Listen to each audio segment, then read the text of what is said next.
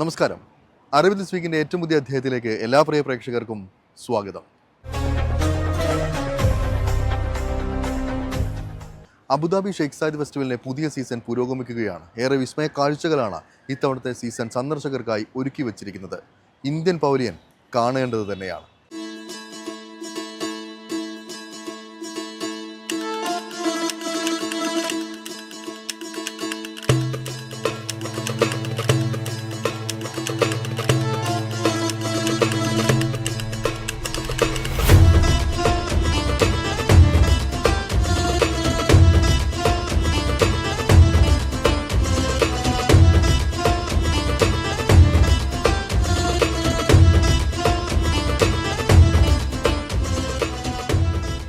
UAE തലസ്ഥാനത്ത് ഉത്സവമേളമൊരുക്കി Sheikh Zayed festival പുരോഗമിക്കുകയാണ്.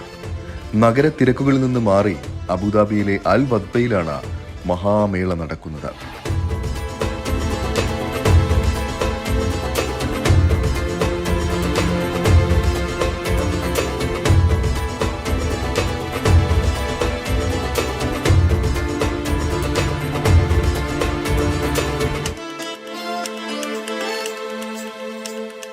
രാഷ്ട്രപിതാവ് Sheikh Zayed bin Sultan Al നഹ്യാന്റെ സ്മരണാർത്ഥമാണ് 4 മാസത്തോളം നീണ്ടു നിൽക്കുന്ന ഈ ഫെസ്റ്റിവൽ അരങ്ങേറുന്നത്.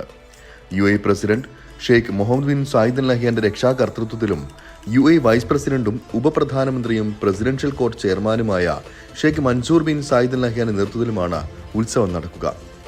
UAE പ്രസിഡന്റിന്റെ ഉപദേഷ്ടാവും ഉത്സവത്തിന്റെ ഉന്നത സംഘാടക സമിതി ചെയർമാനുമായ Sheikh Sultan bin Hamdan Al Nahyan പരിപാടിക്ക് മേൽനോട്ടം വഹിക്കും. ഹയാക്കും, അതായത് അറബിയിൽ സ്വാഗതം എന്ന അർത്ഥം വരുന്ന പ്രമേയത്തിലാണ് പുതിയ പതിപ്പ് നടക്കുന്നത്. UAEയുടെ പൈതൃകവും സംസ്കാരവും ആഘോഷിക്കുന്ന പ്രധാന വാർഷിക പരിപാടിയായ ഷെയ്ഖ് സായിദ് ഫെസ്റ്റിവലിൽ 27ലേറെ രാജ്യങ്ങളാണ് ഇത്തവണ പങ്കെടുക്കാനായി എത്തിയിരിക്കുന്നത്. ഓരോ രാജ്യങ്ങളുടെയും പവലിയനുകൾ സന്ദർശകരെ ഏറെ ആകർഷിക്കുന്ന തരത്തിലാണ് നിർമ്മിച്ചിരിക്കുന്നത്. ഇപ്പോൾ ഇത് കഴിഞ്ഞ വർഷമാണ് ഞാൻ ഇവിടെ വന്നു തുടങ്ങിയത്. ഈ വർഷം രണ്ടാമത്തെ വർഷം ന്യൂ ഇയറിന് ഇവിടെ വന്നിട്ടുണ്ടായിരുന്നു. നല്ലൊരു വെടിക്കെട്ടൊക്കെ ആയിരുന്നു. ഇവിടെ തൃശ്ശൂരത്തിൻ്റെ ഒരു തൃശ്ശൂർക്കാരനായ കാരണം ആ തൃശ്ശൂരിൻ്റെ ഒരു ഇത് കിട്ടിയിരുന്നു. നല്ലൊരു വെടിക്കെട്ടായിരുന്നു. പിന്നെ ഈ പ്രാവശ്യം ഇപ്പോൾ ഇന്ന് വന്നു. ഇത് കാണാൻ പറഞ്ഞപ്പോൾ മൊത്തം കറങ്ങി. ഇവിടെ പല രാജ്യക്കാരോട് ഓരോരോ നാടോ നൃത്തം കാര്യങ്ങളൊക്കെ ആയിട്ട് നല്ലൊരു പരിപാടി പ്രോഗ്രാമാണ്. നല്ലൊരു എൻജോയ്മെൻറ്റാണ് നമുക്ക് വരുന്നത്. ഞാൻ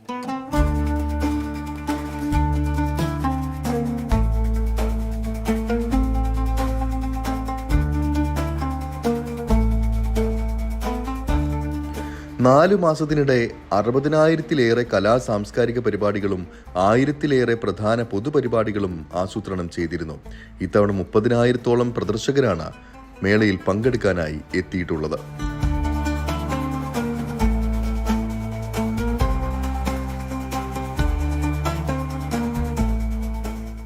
വ്യത്യസ്ത രാജ്യങ്ങളെ കൾച്ചറും കാര്യങ്ങളും ഇതൊക്കെ മനസ്സിലാക്കാനുള്ളൊരു പുതിയൊരു ഇതാണ് അബുദാബി. നല്ല പ്രോഗ്രാം ആയിരുന്നു. നമ്മൾ കയറി വരുന്ന സ്ഥലത്ത് തന്നെ ഒരുപാട് ഷോപ്പിംഗ് കാര്യങ്ങളുണ്ട്. പല രാജ്യത്തുള്ള പല വിധാനങ്ങളുണ്ട്. കാണാനൊക്കെ നല്ല രസമാണ്. നല്ല ക്ലൈമറ്റും നല്ല ക്ലൈമറ്റാണ്.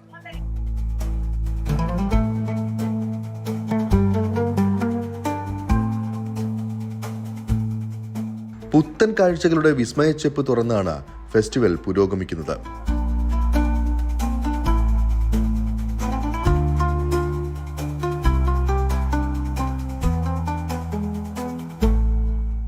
തലയെടുപ്പോടെ ഇന്ത്യൻ പവലിയനും ഒരു ഭാഗത്ത് സജ്ജമാണ്. 8 മീറ്റർ ഉയരത്തിലുള്ള പ്രവേശന കവാടത്തിലൂടെ അകത്തു ചെന്നാൽ ഒട്ടേറെ പുതുമകളോടെ കാശ്മീർ മുതൽ കന്യാകുമാരി വരെയുള്ള മേഖലകളിൽ നിന്ന് തിരഞ്ഞെടുത്ത ഉൽപ്പന്നങ്ങളും രുചി വൈവിധ്യവും ഒരുക്കിയിട്ടുണ്ട്.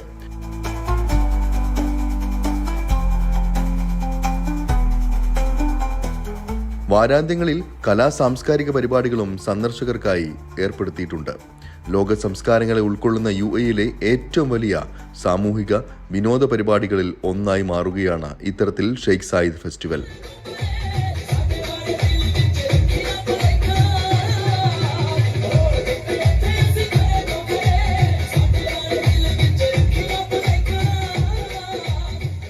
അബുദാബി ഫെസ്റ്റിവലിനെ സംബന്ധിച്ചിടത്തോളം UAEയിലെ ഏറ്റവും പ്രധാനപ്പെട്ട ഒരു ഫെസ്റ്റിവലാണ് അബുദാബിയിൽ നടക്കുന്നത്. രണ്ട് ഗിന്നസ് റെക്കോർഡാണ് ഇവിടെ നേടിയിരിക്കുന്നത്. കഴിഞ്ഞ ഡിസംബർ 31 ഈ ന്യൂ ഇയറിന് നമുക്ക് ഇവിടെ ഉണ്ടാക്കാൻ പറ്റിയത്. അത് തന്നെയാണ് ഈ ഫെസ്റ്റിവലിൻ്റെ ഏറ്റവും വലിയ പ്രത്യേകത. ആ ഗിന്നസ് വേൾഡ് റെക്കോർഡ് കിട്ടിയ ഒരു സ്ഥലത്ത് നമ്മൾ ഇന്ത്യൻ പവലിയൻ ഓർഗനൈസ് ചെയ്യാണ്. ഇവിടെ വെച്ചിട്ട് ഈ ഫെസ്റ്റിവലിൽ വെച്ചിട്ട് ഏറ്റവും നന്നായിട്ട് നമ്മൾ പവലിയൻ അറേഞ്ച് ചെയ്തിട്ടുണ്ട്. ഇന്ത്യയിൽ നിന്ന് കൊണ്ടുവന്ന വളരെ കൃത്യമായിട്ടുള്ള ട്രഡീഷണൽ ഐറ്റമാണ് നമ്മളെല്ലാ ഫെസ്റ്റിവലിലും ഇവിടെ നമ്മളെ പവലിയന് അറേഞ്ച് ചെയ്തിരിക്കുന്നത്. കൂടാതെ ഇന്ത്യ എന്ന ഇവിടെ നമ്മുടെ സെക്കൻഡ് പോപ്പുലേഷൻ ഇന്ത്യക്കാരാണ്. അതുകൊണ്ട് തന്നെ നമ്മൾ ഈ നാട്ടുകാർ നമുക്ക് അതേ റെസ്പെക്ട് തരുന്നുണ്ട്. അതിൻ്റെ ഭാഗമായിട്ട് അതേ രീതിയിൽ നമ്മുടെ പവലിയനും നമ്മൾ അറേഞ്ച് ചെയ്തിട്ടുണ്ട്. ഇവിടെ ഏറ്റവും കൂടുതൽ വിസിറ്റേഴ്സ് ഉള്ളത് ഇന്ത്യക്കാരാണ്. ഏറ്റവും കൂടുതൽ വിസിറ്റേഴ്സ് ഞാൻ കണ്ടതിൽ വെച്ച് ഏറ്റവും കൂടുതൽ ഇന്ത്യക്കാർ തന്നെയാണ് ഇവിടെ വിസിറ്റേഴ്സ് ഉള്ളത്. പക്ഷേ എനിക്ക് തോന്നുന്നത് ഒന്നുകൂടി ഇത് അറിയേണ്ടതുണ്ട് ജനങ്ങളെല്ലാവരും. എനിക്ക് തോന്നുന്നു യു എയിൽ എല്ലാ മലയാളികൾക്കും ഇങ്ങനെ ഒരു ഫെസ്റ്റിവൽ നടക്കുന്നുണ്ടെന്ന് ഇതുവരെ അറിയില്ല.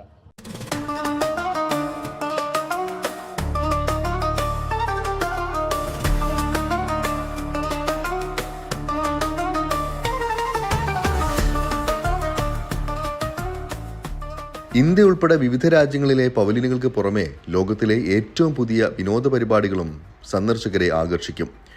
യുടെ സാംസ്കാരിക ചരിത്രത്തെക്കുറിച്ചും 7 നാട്ടുരാജ്യങ്ങൾ ചേർന്ന് UAE എന്ന ഒറ്റ രാഷ്ട്രം രൂപീകൃതമായതിനെക്കുറിച്ചും രാഷ്ട്രപിതാവ് ഷെയ്ഖ് സായിദിനെക്കുറിച്ചുള്ള വിശദാംശങ്ങളുമെല്ലാം ഉത്സവ നഗരിയിലെത്തിയാൽ നേരിട്ട് കണ്ടറിയാം.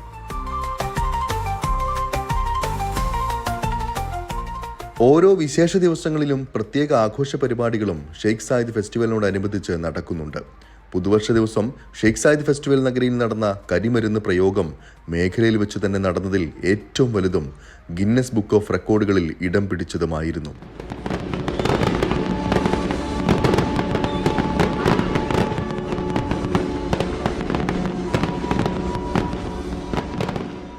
ഈ മാസം 19-നാണ് പൊങ്കൽ ഇവിടെ വിപുലമായ രീതിയിൽ ആഘോഷിക്കാൻ തീരുമാനിച്ചിട്ടുള്ളത്. അത് മെയിൻ സ്റ്റേജിലാണ്.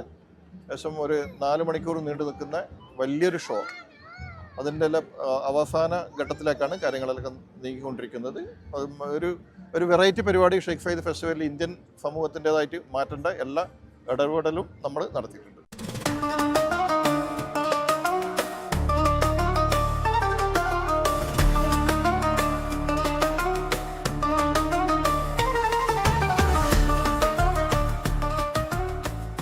ചൈനയുടെ റോഡ് ഓഫ് ചൈന പവലിയനുകളിലും പുതുമയുള്ള കാഴ്ചകളാണ് ഇത്തവണ ഒരുക്കിയിട്ടുള്ളത്.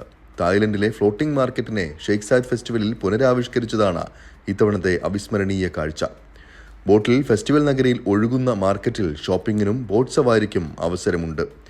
ലോകത്തിലെ വിവിധ രാജ്യങ്ങളുടെ നാടൻ ഭക്ഷണം അബുദാബിയിൽ രുചിക്കാനും അവസരമൊരുക്കും. കൂടാതെ മൊബൈൽ ഫുഡ് ട്രക്കുകൾ ട്രെൻഡിംഗ് വിഭവങ്ങൾ വിളമ്പും. കുട്ടികളെയും മുതിർന്നവരെയും ഉത്സവം ഒരുപോലെ ആകർഷിക്കുന്നുണ്ട്.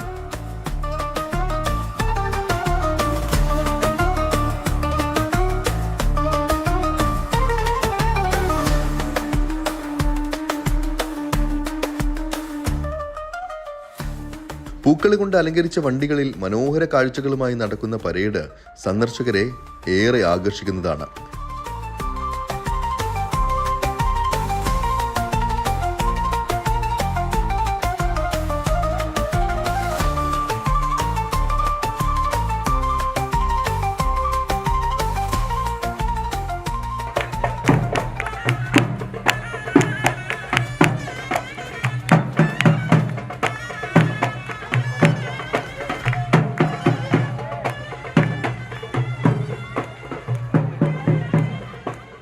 അതോടൊപ്പം ഫൗണ്ടൻ സ്റ്റേജിലെ ഓപ്പൺ എയർ സർക്കസ് ഷോകൾ, പരമ്പരാഗത സൈനിക ബാൻഡ് പ്രകടനങ്ങൾ, പൈതൃക നാടോടി മത്സരങ്ങൾ, കായിക വിനോദ പരിപാടികൾ തുടങ്ങി ഒട്ടേറെ കലാവിരുന്നുകളും ഫെസ്റ്റിവൽ കേന്ദ്രങ്ങളിലെ വിവിധ സ്റ്റേജുകളിലായി ഓരോ ദിവസവും നടക്കുന്നുണ്ട്.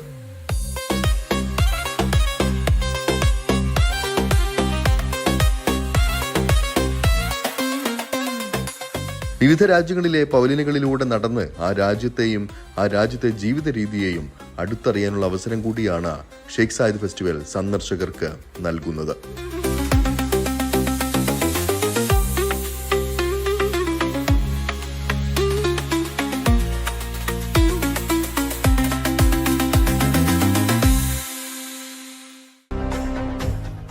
ഇനി കുവൈറ്റിലേക്കാണ് യാത്ര. കുവൈറ്റിലെ കാറുകളുടെ കഥയാണ് നമ്മൾ അറിയാൻ പോകുന്നത്.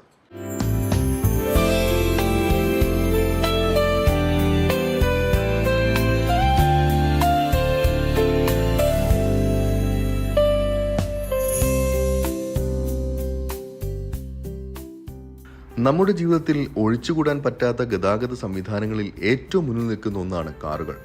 കാറുകളുടെ വരവോടെ ലോകത്തിന്റെ മുഖച്ഛായ തന്നെ മാറി എന്ന് പറയാം. ഓരോ മേഖലകളിലെയും വാഹനങ്ങളുടെ വരവിനെ സംബന്ധിച്ച ചരിത്രം പരിശോധിച്ചാൽ ആ കാലഘട്ടത്തിലെ മനുഷ്യർ ജീവിച്ചിരുന്ന സാഹചര്യങ്ങളെക്കുറിച്ചുമൊക്കെയുള്ള നിരവധി വിവരങ്ങൾ ലഭിക്കുകയും ചെയ്യും. വാഹനപ്രേമികൾക്ക് മാത്രമല്ല, ഇന്നലകളിലേക്ക് തിരിഞ്ഞു നോക്കാൻ ഇഷ്ടപ്പെടുന്നവർക്കും ഇഷ്ട വിഷയമാണ് കാറുകൾ. ഗൾഫ് മേഖലയിലെ കാറുകളുടെ ചരിത്രം ആരംഭിക്കുന്നത് കുവൈറ്റിൽ നിന്നാണ് എന്നാണ് രേഖകൾ വ്യക്തമാക്കുന്നത്. ഒരു നൂറ്റാണ്ട് മുൻപാണ് ഗൾഫ് മേഖലയിൽ കുവൈറ്റിലേക്ക് ആദ്യമായി കാറുകൾ എത്തുന്നത്. 1911 ആദ്യമായി കുവൈറ്റിൽ കാറുകൾ എത്തിയതായി രേഖപ്പെടുത്തിയിട്ടുള്ളത്. ഷെയ്ഖ് മുബാറക് അൽ സബ ഇറക്കുമതി ചെയ്ത ബെൽജിയൻ മിനർവ മോഡലാണ് കുവൈറ്റിൽ ആദ്യമായി ഉപയോഗിച്ച കാർ. എഴുത്തുകാരനായ യാക്കൂബ് അൽ ഇബ്രാഹിം നടത്തിയ പഠനമനുസരിച്ച് കുവൈറ്റുകാർ ആ കാറിനെ ആന എന്ന് വിളിച്ചിരുന്നു. അതിനുള്ള കാരണം അത് വളരെ വലിയ വാഹനമായിരുന്നു എന്നതാണ്. കുവൈറ്റിലേക്ക് എത്തിയ രണ്ടാമത്തെ കാറും മിനർവയാണ്. കുവൈറ്റിൽ കാറുകൾ എത്തി ലൈസൻസ് സംവിധാനം ഉണ്ടായതിനു ശേഷം ആദ്യമായി ലൈസൻസ് നേടിയത് മുഹമ്മദ് അൽ സെയ്ദ് ഒമർ, ഈസ സാലി, അബ്ദുള്ള അൽ സെയ്ഫ് എന്നിവരാണ്. 1937 കുവൈറ്റിൽ ആദ്യമായി കാർ ആക്സിഡന്റ് മൂലമുള്ള മരണം റിപ്പോർട്ട് ചെയ്തത്. ഷെയ്ഖ ബദറിയ സബ അൽ സബ ആണ് കുവൈറ്റിൽ ആദ്യമായി വാഹനമോടിച്ച വനിതയായി രേഖപ്പെടുത്തിയിട്ടുള്ളത്. 1947 വിദേശത്തെ വിദ്യാഭ്യാസത്തിന് ശേഷം കുവൈറ്റിലെത്തിയ ഷെയ്ഖ ബദറിയ സബ ആരോഗ്യ മേഖലയിൽ സൂപ്പർവൈസറായി സേവനമനുഷ്ഠിച്ചതും ലൈസൻസ് സ്വന്തമാക്കിയതെന്നും ചരിത്രരേഖകൾ വ്യക്തമാക്കുന്നുണ്ട്. ബ്രിട്ടീഷ് നിർമ്മിത ഹംബർ കാറുകൾ 50കളിലും 60കളിലും സുപരിചിതമായിരുന്നു. കുവൈറ്റ് ഓയിൽ കമ്പനി തൊഴിലാളികൾ മരുഭൂമിയിലൂടെ എണ്ണക്കിണറുകളിലെത്താൻ ഇത്തരം കാറുകളാണ് ഉപയോഗിച്ചിരുന്നത്. 1970കൾ മുതൽ എണ്ണ വിപണന രംഗത്ത് കരുത്തരായതോടെ കുവൈറ്റിലെ ഓട്ടോമൊബൈൽ വിപണന രംഗവും അനുബന്ധ വാണിജ്യ വ്യവസായ രംഗവും വൻ കുതിച്ചുചാട്ടമാണ് നടത്തിയത്. നിലവിലെ സാഹചര്യത്തിൽ 2025 മുതൽ 2030 വരെ കുവൈറ്റിലെ കാർ വിപണി വലിയ വളർച്ച നേടുമെന്ന് തന്നെയാണ് റിപ്പോർട്ടുകൾ സൂചിപ്പിക്കുന്നത്. ലോകത്തിലെ ഏറ്റവും വലിയ ഓട്ടോമൊബൈൽ ഇറക്കുമതിക്കാരിൽ 39ാമതാണ് ഇന്ന് കുവൈറ്റിന്റെ സ്ഥാനം. കുവൈറ്റ് പ്രധാനമായും വാഹനങ്ങൾ ഇറക്കുമതി ചെയ്യുന്നത് Japan, US, China, Germany, UK എന്നീ രാജ്യങ്ങളിൽ നിന്നാണ്. സ്പോർട്ട് യൂട്ടിലിറ്റി വാഹനങ്ങൾ അഥവാ SUV ആണ് കുവൈറ്റിലെ ഏറ്റവും പ്രിയങ്കരമായ ശ്രേണിയിലുള്ള വാഹനം. കൂടാതെ ഉയർന്ന നിലവാരമുള്ള ആഡംബരത വിന്റേജ് ഓട്ടോമൊബൈലുകൾക്ക് കുവൈറ്റിൽ മികച്ച വിപണിയാണ് നൽകുന്നത്. ഇപ്പോഴത്തെ ട്രെൻഡുകൾ പ്രകാരം കുറഞ്ഞ വിലയുള്ള ചൈനീസ് ബ്രാൻഡുകളുടെ എണ്ണത്തിലുള്ള വർധനവ് പൊതുവെ വിപണിയിൽ ദൃശ്യമാണ്. കൊറിയൻ വാഹന കമ്പനികളുടെ വിപണി വിഹിതവും ഉയർന്നു തന്നെ നിൽക്കുന്നതായി കാണാം. കുവൈറ്റിലെ യൂസ്ഡ് കാർ വിപണിയും വളരെ സജീവമായി പ്രവർത്തിക്കുന്ന മേഖലയാണ്. പ്രവാസികളുടെ വലിയൊരളവിലുള്ള പങ്കാളിത്തം യൂസ്ഡ് കാർ വിപണിയെ സജീവമാക്കുന്നതിൽ നിർണായകമായ പങ്കുവഹിക്കുന്ന ഘടകമായി വിലയിരുത്താവുന്നതാണ്. അമേരിക്കൻ വാഹനങ്ങൾക്കും വലിയ സ്വീകാര്യത ഉള്ള വിപണിയായതിനാൽ തന്നെ സ്പെയർ പാർട്സ് വിപണന രംഗത്ത് അമേരിക്കൻ സ്പെയർ പാർട്സ് വിപണിയാണ് മുൻപന്തിയിലുള്ളത്. ചെറിയ രാജ്യമാണെങ്കിലും GCCയിലെ ആഡംബര വാഹന വിപണിയിൽ ഏറ്റവും പ്രധാനപ്പെട്ട സ്ഥാനം കുവൈറ്റ് വർഷങ്ങളായി നിലനിർത്തി പോരുന്നുണ്ട്. GCCയിലെ മറ്റു രാജ്യങ്ങളുമായി താരതമ്യപ്പെടുത്തുമ്പോൾ കുവൈറ്റിൽ നികുതി ഭാരം കുറഞ്ഞതും ഉപഭോക്താക്കൾക്ക് കൂടുതൽ ആനുകൂല്യങ്ങൾ ലഭിക്കുന്നതുമാണ് ലക്ഷറി കാർ വിപണി ഇത്രയും ശക്തമായി നിലനിൽക്കുന്നതിനുള്ള പ്രധാന കാരണം.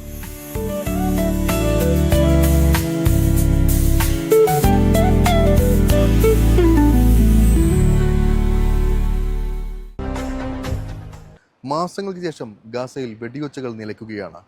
ഖത്തർ ഉൾപ്പെടെയുള്ള രാജ്യങ്ങളുടെ ഇടപെടലാണ് ഈ സമാധാന ശ്രമങ്ങൾ വേഗത്തിലാക്കിയത്.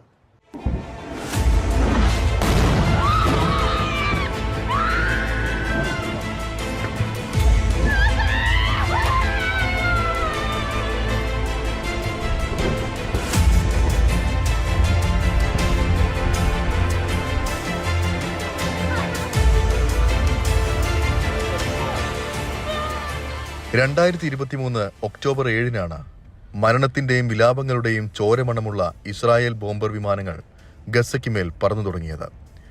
15 മാസങ്ങൾ പിന്നിട്ട ആധുനിക ചരിത്രത്തിലെ ഏറ്റവും വലിയ വംശഹത്യയിൽ 46,788 മനുഷ്യജീവനുകളാണ് ഇല്ലാതായത്. സ്ത്രീകളും കുട്ടികളും പ്രായമായവരും ഉൾപ്പെടെ 1,10,453 പേർ ഗുരുതരമായി പരിക്കേറ്റ് ചികിത്സയിലാണ്. ഇരു വിഭാഗങ്ങളിലുമായി 200-ലധികം ആളുകൾ ബന്ദികളാക്കപ്പെട്ടു. ഇവരിൽ തന്നെ വലിയൊരു വിഭാഗം തടവിൽ കഴിയുന്നതിനിടെ കൊല്ലപ്പെട്ടു. തീർന്നില്ല. ഗസയിലെ 92% പാർപ്പിട യൂണിറ്റുകളും ആക്രമണങ്ങളിൽ തകർന്നു. 80% വാണിജ്യ സ്ഥാപനങ്ങളും തുടച്ചു നീക്കപ്പെട്ടു. ആക്രമണത്തിൽ രാജ്യത്തെ 88% സ്കൂൾ കെട്ടിടങ്ങളും തകർന്ന് തരിപ്പണമായി. കൃഷിയെ ആശ്രയിച്ചു കഴിഞ്ഞിരുന്ന ഒരു ജനതയുടെ 68% കൃഷിത്തോട്ടങ്ങളും വെടിമരുന്നിനാൽ ഉഴുതുമറിക്കപ്പെട്ടു. ആശുപത്രികളും ആരോഗ്യ കേന്ദ്രങ്ങളും ആക്രമണങ്ങളിൽ നിന്ന് ഒഴിവാക്കണമെന്ന അന്താരാഷ്ട്ര മര്യാദകൾ ഇസ്രായേൽ ചെവിക്കൊണ്ടില്ല. ആശുപത്രികളിൽ 50% ഭാഗികമായി മാത്രം പ്രവർത്തിക്കുന്ന അവസ്ഥയിലാണ് ഇപ്പോഴും. ജനലക്ഷങ്ങളാണ് പല രാജ്യങ്ങളിലും ഇപ്പോഴും അഭയാർത്ഥികളായി കഴിയുന്നത്.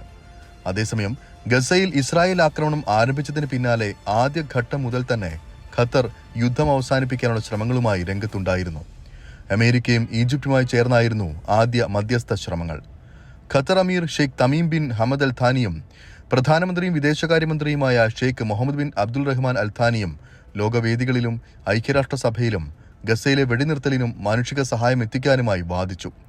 ഇതിനിടെ 1500ഓളം ഫലസ്തീനികളെ ഖത്തറിലെത്തിച്ച് ചികിത്സ നൽകാനും വിവിധ ഘട്ടങ്ങളിലായി കടൽ, കര, ആകാശമാർഗങ്ങളിൽ ഗസയിലേക്ക് അവശ്യ സാധനങ്ങൾ എത്തിക്കാനും ഖത്തർ നേതൃത്വം നൽകി. ഖത്തറിന്റെ തുടർച്ചയായ ശ്രമങ്ങളെ തുടർന്ന് 2023 നവംബറിൽ ആദ്യഘട്ട വെടിനിർത്തൽ പ്രഖ്യാപിക്കാൻ കഴിഞ്ഞു. 47 ദിവസത്തെ മരണം വിതച്ച ആക്രമണങ്ങൾക്കൊടുവിലായിരുന്നു ഈ സമാധാന ദൗത്യം വിജയം കണ്ടത്. ആദ്യം 4 ദിവസവും പിന്നീട് 3 ദിവസത്തേക്കും നീട്ടിയ വെടിനിർത്തൽ കരാർ ഇസ്രായേൽ മരണം പെയ്യിച്ച ഗസയിലെ ജനങ്ങൾക്ക് ആശ്വാസമായി മാറി. വിദേശികൾ ഉൾപ്പെടെ 100-നടുത്ത് ബന്ദികളെ ഫലസ്തീൻ തടവുകാർക്ക് പകരമായി മോചിപ്പിക്കുകയും ചെയ്തു. 7 ദിവസത്തെ വെടിനിർത്തലിന് ശേഷം ഇസ്രായേൽ വീണ്ടും ആക്രമണം കനപ്പിച്ചപ്പോഴും ക്ഷമയോടെ തന്നെയായിരുന്നു ഖത്തറിന്റെ ഇടപെടലുകൾ. ഹമാസ്, ഇസ്രായേൽ പ്രതിനിധികൾ നിരവധി തവണ ദോഹയിൽ വന്നുപോയി. അമേരിക്കൻ വിദേശകാര്യ സെക്രട്ടറി ആന്റണി ബ്ലിങ്കൻ ചർച്ചകൾക്ക് നേതൃത്വം നൽകി ഖത്തറിലും ഇസ്രായേലിലുമായി 1 വർഷത്തിനിടെ ഡസനിലേറെ തവണ പറന്നു. മാസങ്ങളും വർഷങ്ങളും നീണ്ട ഖത്തറിന്റെ നിരന്തരമായ മധ്യസ്ഥ ശ്രമങ്ങൾ പലപ്പോഴും കടുത്ത പ്രതിസന്ധികൾ നേരിട്ടതും വാർത്തയായി. ഇരുപക്ഷവും വിഷയത്തിൽ ആത്മാർത്ഥ സമീപനം സ്വീകരിക്കുന്നില്ല എന്ന് വ്യക്തമാക്കി കഴിഞ്ഞ നവംബറിൽ ഖത്തർ പിൻവാങ്ങിയതായി പ്രഖ്യാപിച്ചുവെങ്കിലും അമേരിക്കയിൽ ഡൊണാൾഡ് ട്രംപ് പ്രസിഡന്റായി തെരഞ്ഞെടുക്കപ്പെട്ടതോടെ അവസാന വട്ടത്തിലേക്ക് നീങ്ങുകയായിരുന്നു. ഇസ്മായിൽ ഹനിയയുടെ കൊലപാതകത്തോടെ മരവിച്ച സമാധാന ശ്രമങ്ങൾ കഴിഞ്ഞ ഓഗസ്റ്റിലാണ് വീണ്ടും ചൂടുപിടിച്ചത്.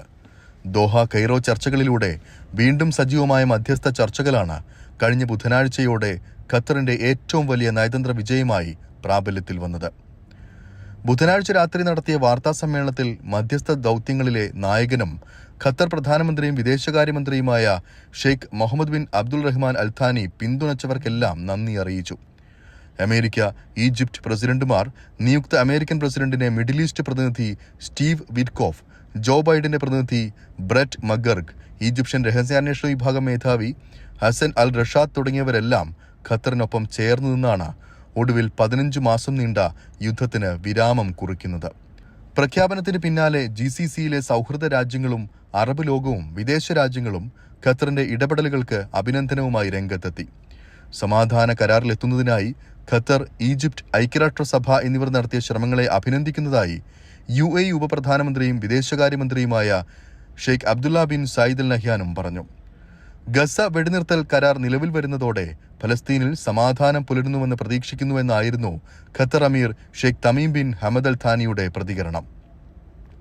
സ്വതന്ത്ര ഫലസ്തീൻ എന്ന ലക്ഷ്യം അരികുവൽക്കരിക്കപ്പെടാത്ത ഒരു പുതിയ തുടക്കമാണ് വേണ്ടതെന്നും ഗൗരവപൂർണമായ ഇടപെടലുകളിലൂടെ പ്രശ്നം പരിഹരിക്കപ്പെടണമെന്നും ഖത്തർ കൂട്ടിച്ചേർത്തു.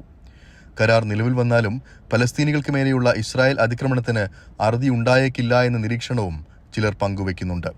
പുലിറ്റ്സർ പ്രൈസ് ജേതാവും അമേരിക്കൻ മാധ്യമപ്രവർത്തകനുമായ ക്രിസ് എഡ്ജ് പറയുന്നത് 2023 ഒക്ടോബർ 7 ഹമാസ് പിടിച്ചുകൊണ്ടുപോയ ബന്ദികളെ തിരിച്ചെത്തിക്കുക എന്ന ഇസ്രായേലിന്റെ ലക്ഷ്യം നിറവേറുക മാത്രമാണ് നിലവിലെ കരാറിലൂടെ സംഭവിക്കുക എന്നും അറബ് രാജ്യങ്ങളുമായോ ഫലസ്തീനികളുമായോ ഉണ്ടാക്കിയ കരാറുകൾ ലംഘിച്ച ചരിത്രമാണ് ഇസ്രായേലിനുള്ളതെന്നുമാണ്.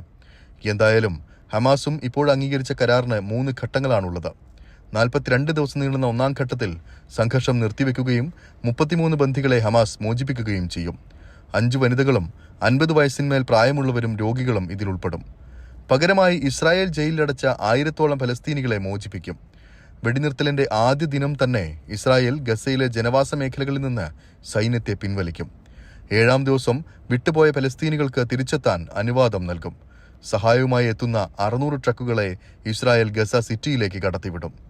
വെടിനിർത്തലിന്റെ 16-ാം ദിവസം ആരംഭിക്കുന്ന 2ാം ഘട്ടത്തിൽ അവശേഷിക്കുന്ന ബന്ദികളെ കൂടി ഹമാസ് മോചിപ്പിക്കും. ഈ ഘട്ടത്തിൽ ഇസ്രായേൽ ഗസയിൽ നിന്ന് പൂർണ്ണമായി പിൻവാങ്ങും. 8 മൈൽ ദൈർഘ്യമുള്ള ഗസ ഈജിപ്റ്റ് അതിർത്തിയിലെ ഫിലദൽഫി കൊറിഡോറിന്റെ ചില ഭാഗങ്ങളിൽ മാത്രമാകും ഇസ്രായേൽ സൈനിക സാന്നിധ്യം. ഗസയിൽ നിന്ന് ഈജിപ്തിലേക്കുള്ള റഫ അതിർത്തിയുടെ നിയന്ത്രണം ഇസ്രായേൽ ഉപേക്ഷിക്കും. 3ാം ഘട്ടത്തിൽ യുദ്ധം പൂർണ്ണമായി നിർത്തുന്നതടക്കമുള്ള ചർച്ചകളും നടക്കും. ഇതെല്ലാം യാഥാർത്ഥ്യമാവുകയാണെങ്കിൽ നയതന്ത്ര മേഖലയിൽ ഖത്തർ ഇതുവരെ കൈവരിച്ച നേട്ടങ്ങളുടെ പട്ടികയിൽ ഒരു പൊൻതൂവൽ കൂടി തുന്നിച്ചേർക്കാം. അറബി ദിസ് വീക്കിന്റെ ഈ ഒരു അധ്യായം ഇവിടെ പൂർണ്ണമാവുകയാണ്. അറബി നാടുകളിലെ കൂടുതൽ കൗതുക കാഴ്ചകളും വിശേഷങ്ങളുമായി അറബി ദിസ് വീക്ക് അടുത്തയാഴ്ച ഇതേ സമയം ഇതേ ദിവസം. നമസ്കാരം.